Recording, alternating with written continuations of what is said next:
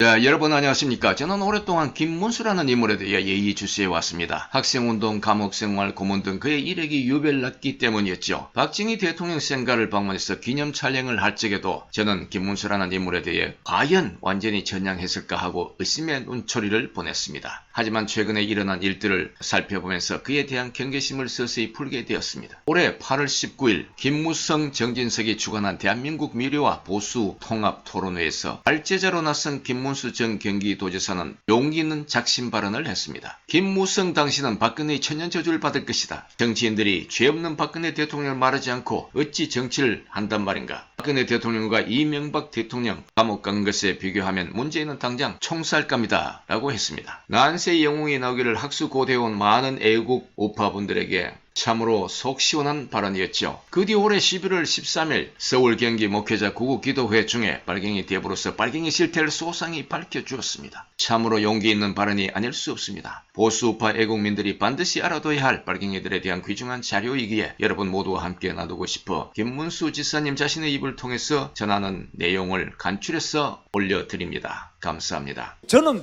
많은 사람들, 저는 데모나 뭐 감옥 가는 거 이런 거는 목사님보다 훨씬 많이 했지 않습니까? 그래서 저는 고문도 아까 김근태 때보다 고문을 더 많이, 더 혹독하게 많이 당한 사람입니다. 그래서 저는 국회의원을 3번 경기도 지사를 2번 했습니다. 저는 대통령 빼고는 다 해봤습니다. 그런데 목사님 뭐 말씀하시지만 저는 아무것도 더 이상 관심이 없습니다. 우리 대한민국이 완전히 주사파 김정은의 악령에 딱 사로잡혀 있기 때문에 저는 이 악령이 대한민국의 우리 손자들, 손녀들 쥐고 흔드는 그 악령에 사로잡힌 대한민국을 반드시 이 악령을 물리치기 전에 난 못 죽겠다. 나는 이 악령과 싸우다가 죽겠다. 그런데 제 자신이 빨갱이 생활을 24년을 해봤습니다. 목사님은 아까 대한민국이 망하기를 바라지 않았다고 제가 그랬다고 하는데 제가 망하기를 바랬던 사람입니다. 대한민국이 망해야 된다. 왜? 대한민국은 이승만이라는 사대주의자, 친미주의자, 독재자에 의해서 건국되고 유지되고 박정희라는 쿠데타 세력, 유신 세력 이런 세력에 의해서 친일 세력 이들에 의해서 유지되어 오기 때문에 대한민국은 정의가 없다. 그럼 박정희 대통령 돌아가실 때 그 이후에까지 저는 계속 대한민국이 망하기를 바랐습니다. 목사님 저를 좋게 말씀해 주시는데 저만이 아니라 김근태라 서울대학교 학생운동권 김근태인 사람들, 김근태는 형이 미국 북한에 가 있어요. 6.25 때 북한에 가는 사람입니다. 그래서 이 빨갱이들이 신영복만이 아니라 한명숙이 남편 박성준이 전부 저 서울대학교 상과대학 선배들입니다. 이 빨갱이 계보가 꽉 차 있습니다. 그 마르크스 레닌주의 경제학보다 아직까지도 그 마르크스 레닌주의 경제학을 가르치고 있어요. 서울대학교에서. 이 전 대학이 완전히 빨갱이인데 그중에 서울대학교에서 제일 공부 잘하고 가난한 애들만 빨갱이를 다 만든 겁니다. 그런데 이것이 통역당에 안 잡혔던 그때 사형이 3명 되고 신영복이 20년 20일 징역 살고 전향서를 가짜로 쓰고 나와가지고 성공회 대학 교수를 하다가 죽었는데 이 신영복이만이 아니라 그때 사형 안 되고 북한으로 도망을 갔습니다. 오병철이라고 무기징역. 지금 오병철이라는 분이 여기 서울에 많은 검도관을 가지고 있습니다. 그 동생이 북한으로 튀은 겁니다. 그때 같이 통역당 사건 때 3명은 사형되고요. 김종태, 김진락, 이문규 서울대학교 학생들이고 김종태는 동국대학교 63세대입니다. 그런데 이들이 사형되고 신영복이 무기징역, 한명숙이 남편 15년 살다가 나오고요. 그 다음에 무기징역 살았던 사람 동생이 북한으로 튀고 3명이 북한으로 튀어가 거기서 해주에서 대남 방송을 하는 게 바로 통역당의 소리, 구국의 소리, 한민전의 소리 이래가지고 이것을 1982학번 서울법대 김영환이라는 강철 서신 이자가 그것을 대남 방송을 들으면서 각 대학에 전부 그 단파 라디오로 받아 적었던 것을 전국 대학의 학생 운동권을 다 장악해서 이게 전대협이 된 겁니다. 1987년부터 전대협은 6년간 서울대학교뿐만 아니라 전국 모든 대학교 학생회를 다 장악하고 학생들을 주사파 사상으로 악령으로 머리를 세뇌를 시킨 겁니다. 그리고 그 뒤에 한총련이 15년간 또한 북한의 대남방송을 듣고 그걸 공작에 입각해서 전국의 대학을 세뇌를 시킨 겁니다. 그래서 21년간 1987년부터 2008년까지 21년간 이 주사파들이 이 학생들을 다 장악한 겁니다. 총학생회와 단과대학 학생회와 과별 학생회와 그 관계되는 언더그룹, 언더학생회를 다 장악해가지고 이들이 어디로 갔느냐? 문재인이가 됐고 이들이 임종석이고 이들이 지금 이인영이고 이들이 청와대 전체를 다 잡고 지금도 청와대 문재인이 그 연설문 쓰는 자들이 이 빨갱이들입니다. 아니 제가 그냥 그런 게 아니라 많은 자료에 다 나와 있어요. 인터넷만 치면 다 나와 있는데 안 봐요. 사람들이 관심이 없어요.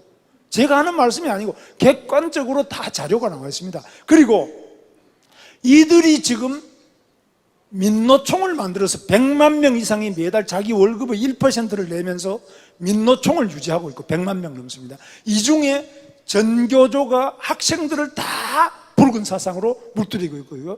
언론노조가 이들에 의해서 완전 장악돼서 KBS, MBC, SBS 전 언론을 다 장악하고 있습니다. 뿐만 아닙니다.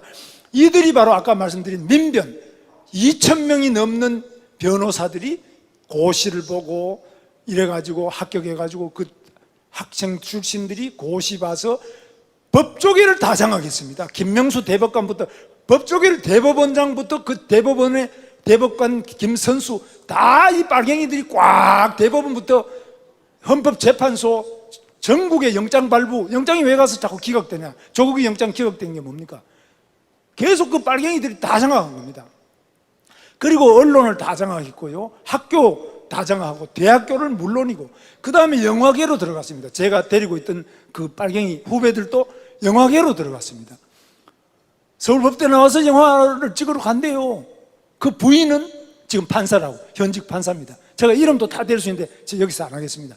그래서 영화를 찍는데 영화 찍으면 전 빨갱이 영화를 찍어요.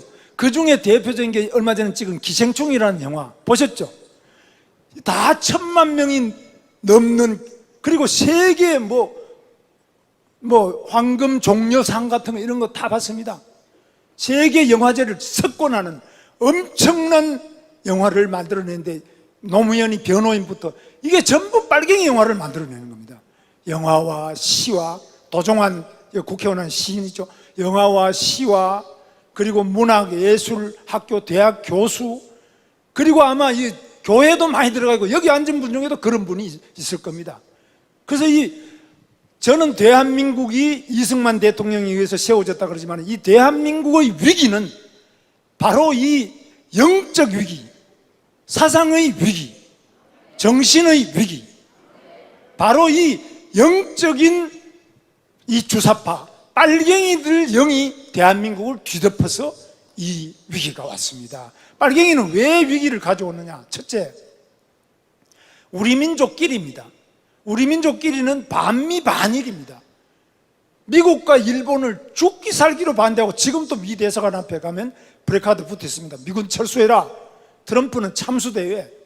이렇게 얼마 전에 해리스 미 대사가 살고 있는 대사 관저를 사다리 타고 넘어가는데 경찰이 보고 안 잡고 영장을 청구하면 영장이 기각돼 버립니다. 이 엄청난 지금 빨갱이들의 조직이 법원부터 다 경찰 다 잡고 있습니다. 언론은 또 이 정광훈 목사님과 우리 하는 거 이거 언론 보도 안 합니다. 이거 너하라 TV하고밖에 안 합니다. 그래서 지금의 전쟁은 영적 전쟁인데 저는 사실 제가 왜 이런 싸움에 목사님하고 이렇게 나왔느냐 이유는 저는 이 빨갱이 사상이 어디로 스며들어가서 어떻게 움직이고 이들이 무엇을 목표로 나가는지를 제 자신이 24년 동안 거기에 몸담고 제가 그 빨갱이의 사탄의 세계에서는 제가 그래서 서열이 굉장히 높습니다. 김근태보다 제가 더 높습니다. 왜? 저는 더 많은 고문을 당하고 더 많이 감옥에 가고 저는 공장에 갔습니다. 빨갱이들은 노동혁명을 제일 중시하는데요, 계급혁명. 저는 공장에 들어가서 7년 동안 공장 생활을 했습니다. 그래서 모든 그 민노총과 공장에 들어가는 빨갱이들이 저를 아주 우상으로 생각했습니다. 그래서 여러 가지 면에서 제가 그 서열이 높은데 왜 바뀌었느냐? 소련이 망하는 걸 보니까 철의 장막이 거치고 주거의 장막이 거친 다음에 이 소련과 중국 공산당이 거친 걸 보니까, 그전에는 우리가 몰랐잖아요. 거친 거 보니까 완전히 모든 그 마르크스, 레닌, 그리고 모택동, 이들이 하던 이야기가 다 거짓말이고 가짜라는 것이 그대로 눈앞에 펼쳐졌습니다. 그걸 보면서 아, 이거 전부 가짜구나. 말은 그럴듯하게 하는데 실제로는 바로 감옥입니다. 이 공산주의 사회가 감옥이고, 뭐 여러분 다 아시는 것처럼 북한에는 성경만 하나 가져도 수용소 가지 않습니까? 교화소 가지 않습니까? 얼마 전에 목선으로 이 남한으로 온 2명만 죽는 게 아니라 성경만 가지고 있어도 교화소나, 뭐 목사님들은 돌아가신 목사님 잡혀가지고 여러 분 계시지 않습니까? 그래서 이들을 어떻게 우리가 잡아내느냐, 이 점에서 목사님은 확실하게, 첫째, 영적으로 확실한 분이시고, 두 번째, 용기가 간대히 부은 분 아닙니까? 우리 정광훈 목사님 진짜 간이 부었잖아요. 오늘도 말씀하시는 보면 저는 이렇게 못합니다. 저는 잡혀갈까 싶어 이런 말씀 못하겠어요. 알아도 사실 이렇게 막 목사님처럼 까발리고 이렇게 못하겠어요. 공격하고 이러다가 바로 잡혀가니까.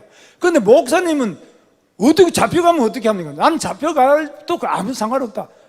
건강이 안 좋으시대 돌아가시면 어떻게 합니까? 뭐 나 죽어도 괜찮다는 거예요. 하늘 날아간다는 거예요. 그리고 몸이 너무 안 좋아가지고 입원복을 입고, 병원에 입원복을 입고 감옥에 들어갔는데, 감옥에 잡혀갈 때 입원복을 입은 채 잡혀갔습니다. 그런데 그래가지고 어떻게 사냐? 아, 감옥 가니까 뭐 당뇨병도 다 나버리고 아주 좋다는 거예요. 더 건강해졌다는 거예요. 그런데 실제로 건강이 안 좋으십니다, 지금도. 저는 걱정이 뭐냐, 목사님이 쓰러지거나 잡혀가면 그것을 이을 사람이 있어야 되는데, 목사님 저보고 당신이 해라 했는데 저는 목사가 아니에요. 저는 영이 별로 없는 사람이에요. 저는 빨갱이 영을 덮어쓰고 24년간 살았던 사람이에요. 저는 죄가 너무 많아서 지금 죽어도, 저는 지금 죽어도 아무런 말을 할 말이 없는 사람입니다. 저는 너무 죄가 많은 사람입니다. 저 때문에 감옥 간 제 후배 애들이 운동권에서 52명이 넘고요.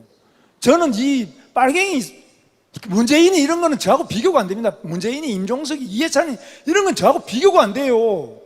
그만큼 제가 빨갱이 세계에서, 저 사탄의 세계에서는 제가 상당히 높은 사람이라니까요.